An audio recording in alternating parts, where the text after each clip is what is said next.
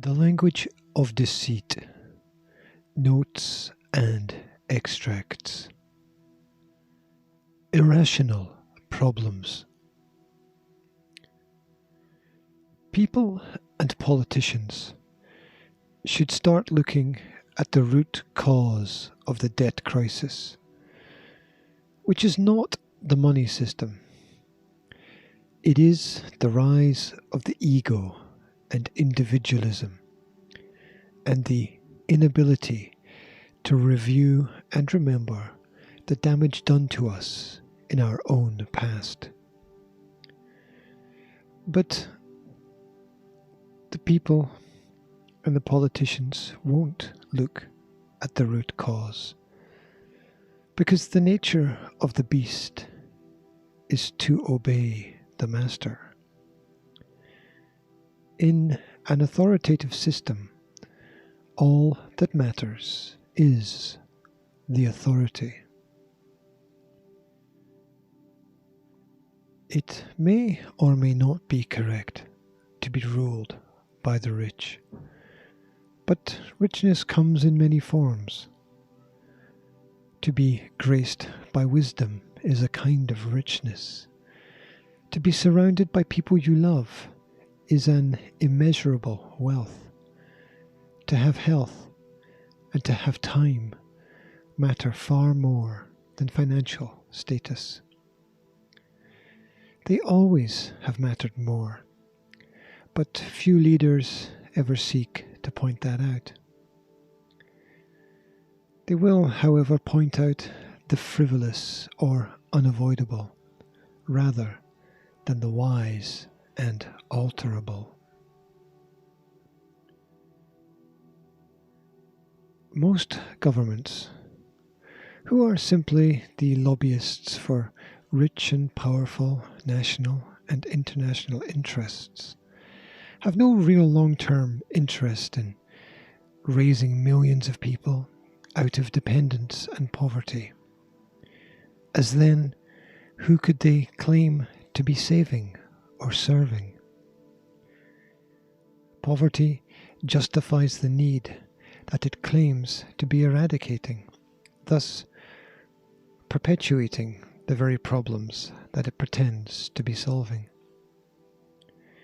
Reliance on aid, handouts, or consistent sponsorship creates an endless downward spiral of addictive behaviour. Debt always masquerades as assistance.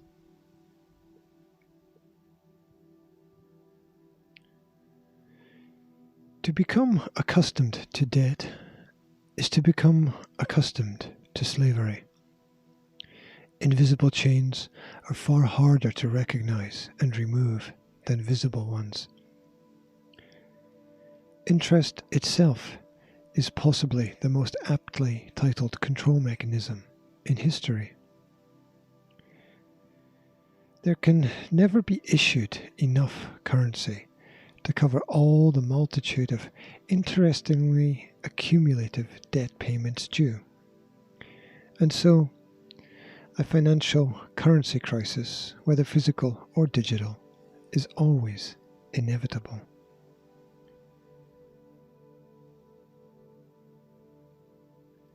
Remember that the power to create or issue credit is also the power to destroy or erase reality. As the average length of any viable, tangible currency is only around 27 years, it is inevitable that initial economic successes are dutifully followed by massive failures. We build, we burn, and then we build again. More important, however, than building is learning and fully understanding. Without successive and progressive improvement, the wheel turns, but the mouse goes nowhere. It gets fitter, but it never leaves the cage. Energy is expended but nothing really changes or really appears to have changed.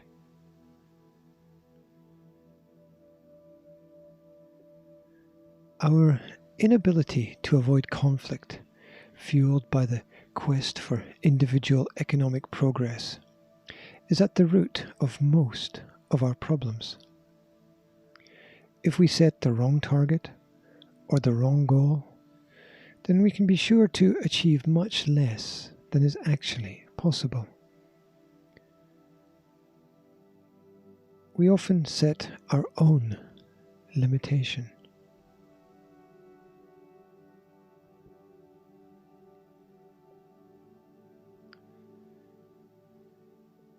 The importance lies in the example. If we create an imaginary currency called X, and let's say that one bank loans 10x each to 3 clients or businesses, then the banks have issued 30x. But the banks will expect 30x returned with some extra interest. But where does that extra interest come from, as only 30x was issued initially? No matter how much these clients trade between each other, the full requirement of the total debt can never be paid back. The result is somebody must lose, somebody must fail, somebody must suffer. And such is the system. And it really doesn't have to be this way. Now, imagine that these clients or businesses are actually countries where their struggle may be more complex, but the underlying problem is still there. In the scramble to find resources to pay ever-growing debts, the populace will be squeezed and governments will seek new resources to exploit, and perhaps new land to conquer. Perhaps the land of their neighbour, or maybe some distant foreign territory. So the economic pressure builds and the struggle intensifies until the inevitable explosion.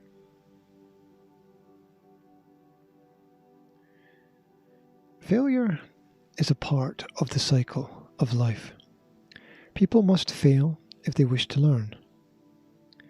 Encourage success, but understand failure.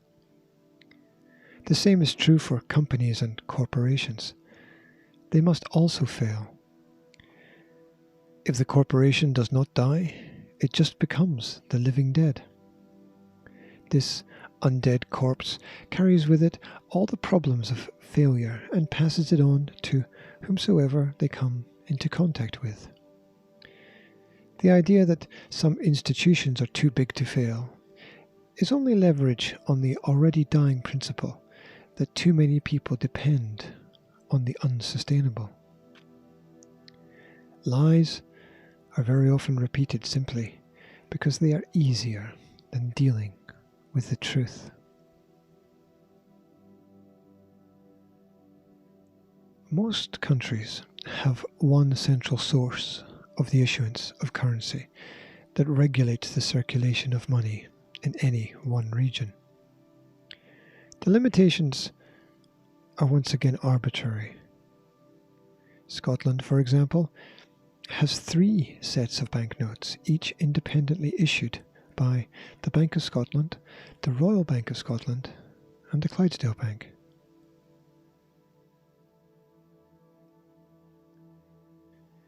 In the UK, the most generally accepted form of currency is the pound. But a pound is a weight of something. So it begs the question, a pound of what? Closer inspection of the notes issued in Scotland and England show that the Scottish notes clearly state a promise to pay or reimburse the holder with £1 of sterling. Is that silver, perhaps? And they also state at which office. Whereas the English notes don't state anything at all. The notes are signed with a name also printed on them, and so may hold bearing as a legal document binding the issuer and the holder. But the quantity of what remains unknown.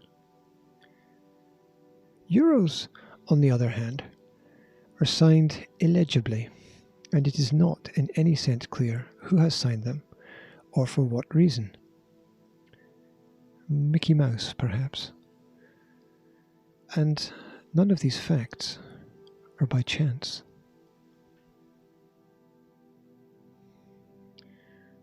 Banks that print money and the corporations that they sponsor, unless well regulated and checked, are likely to suck society dry of all the liquidity that allows commerce to flow.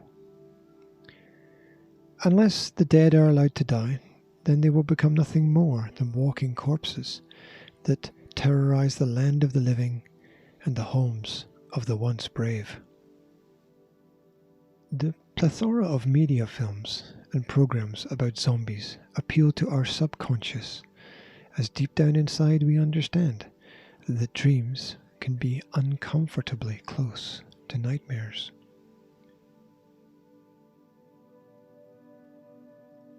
Reasonable solutions require that common decency is as important as common sense. Reasonable solutions require that we neither inflate the truth nor bury it. Payments outstanding must include the reasonable expectation that enough currency exists to cover those payments.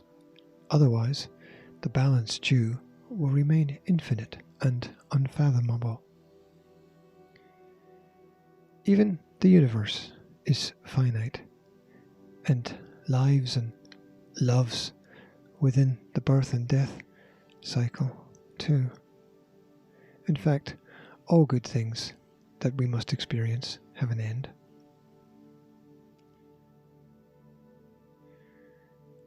The only free society is one where all of the debts have been paid.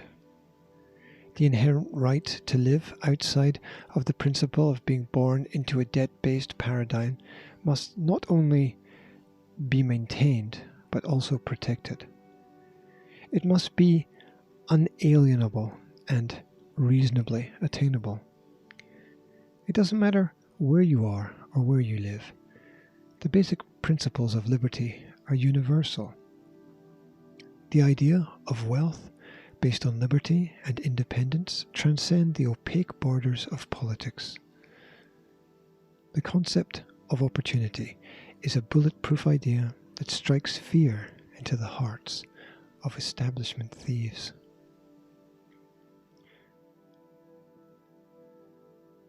Social movements will come and go. People will suffer from both adversity and prosperity. Monuments will be erected and torn down. Heroes will be forgotten in the quest for new experiences. We may forget that money is just numbers.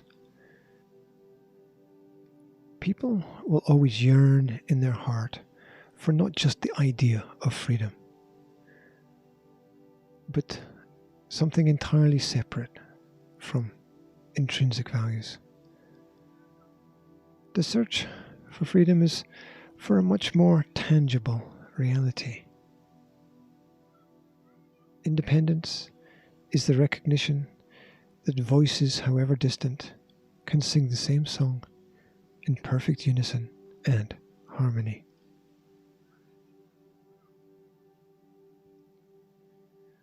Worldwide, we dream the same dream.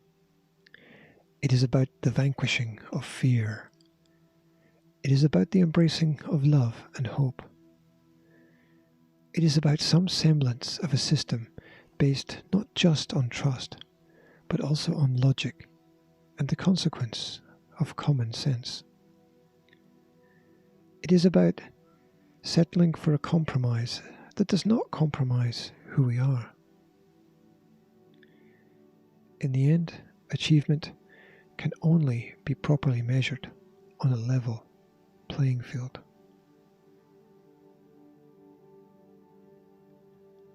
The language of deceit. Notes and extracts.